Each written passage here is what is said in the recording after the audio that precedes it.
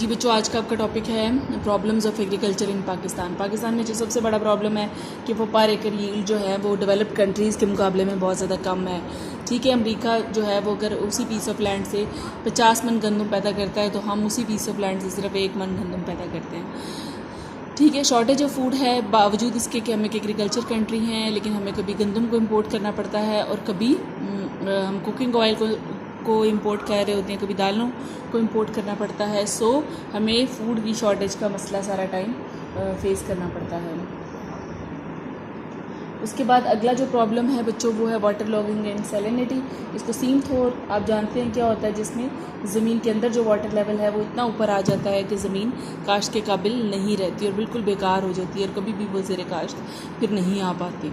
उसके बाद क्या इन एडिक्वेट इरीगेशन, कि कहीं पर तो बड़ा अच्छा नहरी निज़ाम है जैसे पंजाब के अंदर, लेकिन कहीं पर सिर्फ आपको बारिशों के पानी पर डिपेंड करना पड़ता है और कभी बारिशें होती हैं और कभी नहीं होती। उसके बाद अगला पॉइंट है बच्चों डिफेक्टिव लैंड टेन्योर सिस्टम।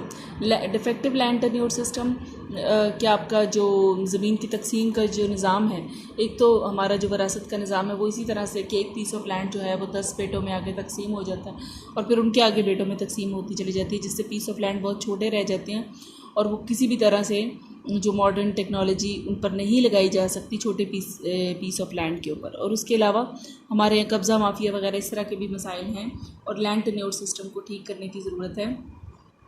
फिर है लैक ऑफ कैपिटल, कि आपका जो किसान है वो हमेशा गरीब रहता है और कैपिटल में कमी की वजह से वो नए बीज, नई खादें और ट्यूबवेल और जितनी भी नई चीज़ें हैं एग्रीकल्चर की जो एडवांस चीज़ें उनको इस्तेमाल नहीं कर पाता। ठीक है बच्चों, फिर है अन इकनॉमिक होल्डिंग्स हैं। इसमें सिमिलैरिटी इस पॉइंट वाली कि वही कि इतने छोटे पीस ऑफ लैंड हैं कि उनके ऊपर जो मॉडर्न टेक्नोलॉजी को अडॉप्ट नहीं किया जा सकता। फिर है फ्लड एंड सॉइल इरोजन्स।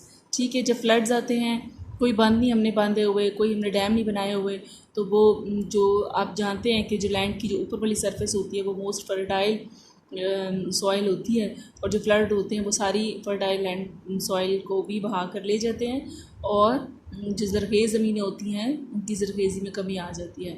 फिर लेस यूज़ ऑफ फर्टिलाइज़र्स को यूज़ नहीं किया जाता, पुराने तरीक़ों पर काम करते रहते हैं। फिर shortage of high quality seeds, नए जो है वो अच्छे मॉडर्न और क्वालिटी वाले जो सीड्स हैं उनको इस्तेमाल नहीं किया जाता, जो सस्ते सीड मिल रहे हैं उन्हीं को इस्तेमाल कर लेते हैं। फिर क्रॉप डिजीज़ हैं, जैसे आपने बहुत जिक्र सुना आजकल वो जो टिड्डी दल हमले की जो आपने इतनी ज़्यादा टीवी पर खबरें सुनी, तो वो कहते हैं इस तरह की जो क्रॉप डिजीज़ भी अक्सर आती रहती हैं। फिर है लैक ऑफ मैकेनाइजेशन, मशीनें नहीं इस्तेमाल की जाती। ठीक है, पुराने तरीक़ों को अडॉप्ट किया हुआ है अभी तक हमने। फिर है फार्मर इलिटरेसी एंड इग्नोरेंस, कि आपका जो किसान है वो अनपढ़ होता है और उसको ये नहीं है कि BA में MA पास हो, बल्कि उसके पास एग्रीकल्चर का जो नॉलेज है, जो एग्रीकल्चर की जो मॉडर्न जो भी एजुकेशन है वो उसके पास होनी चाहिए, लेकिन वो उसके पास नहीं होती।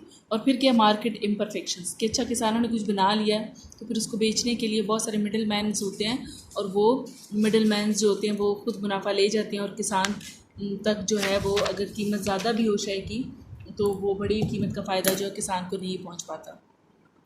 ठीक है, अब इन मसाइल का हल क्या है कि यूज़ ऑफ मॉडर्न टेक्निक्स, कि नई नई टेक्निक्स को अडॉप्ट किया जाना चाहिए। पूरी दुनिया के अंदर एग्रीकल्चर में बहुत काम हो रहा है, जो भी नई टेक्नोलॉजी आती है उसको अडॉप्ट किया जाना चाहिए। बेटर इरीगेशन सिस्टम होना चाहिए, जहाँ पर नहरें नहीं हैं उधर भी नहरें होनी चाहिए, डैम बनने चाहिए और बारिशों पर डिपेंडेंसी नहीं होनी चाहिए, सिर्फ बारिशों पर डिपेंडेंसी नहीं होनी चाहिए।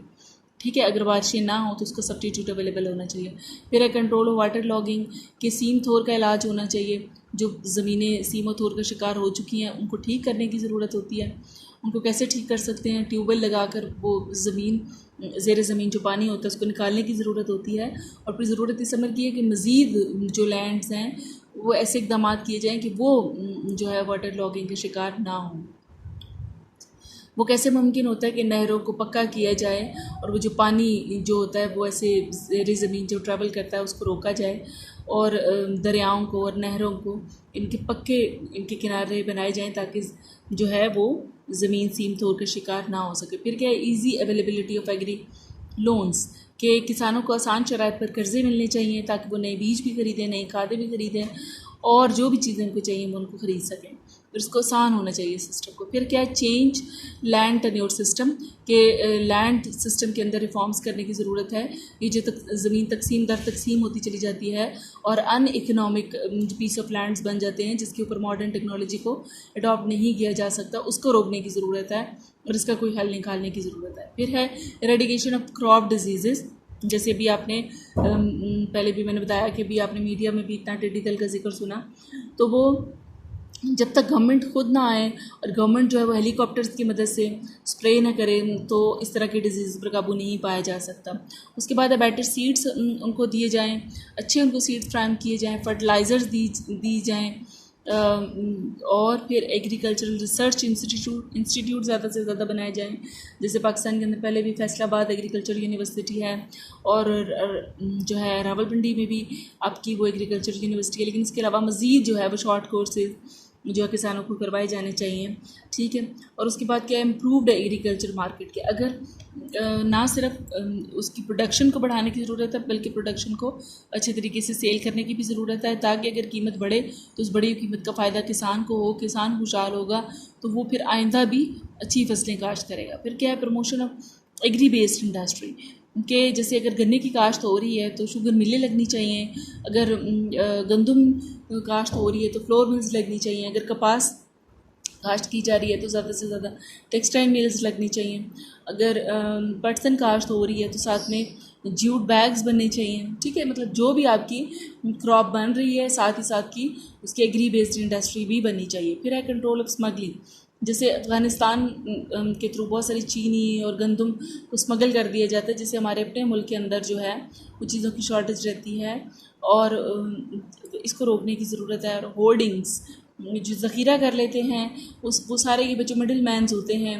ये ज़ख़ीरा अंदोज़ होते हैं और इसका जो भी होर्डिंग्स की जाती हैं, जो भी चीज़ों को ज़ख़ीरा किया जाता है वो फिर हाई प्राइसेस के ऊपर मार्केट में लेकर आई जाती हैं और उन हाई प्राइसेस का जो फ़ायदा है वो किसान ना ही तो किसान को पहुंचता है और ना ही कंज्यूमर, मतलब दोनों पार्टी सफ़र करती हैं। जो प्रोडक्शन से रिलेवेंट लोग हैं जैसे किसान हैं वो भी सफ़र करते हैं और कंज्यूमर भी सफ़र करते हैं, और ये जो होर्डिंग की वजह से सारा जो फ़ायदा होता है ये मिडिल मैन्स ले जाते हैं। सो इसको हल करने की ज़रूरत है। ठीक है बच्चों, थैंक यू, अल्लाह हाफ़िज़।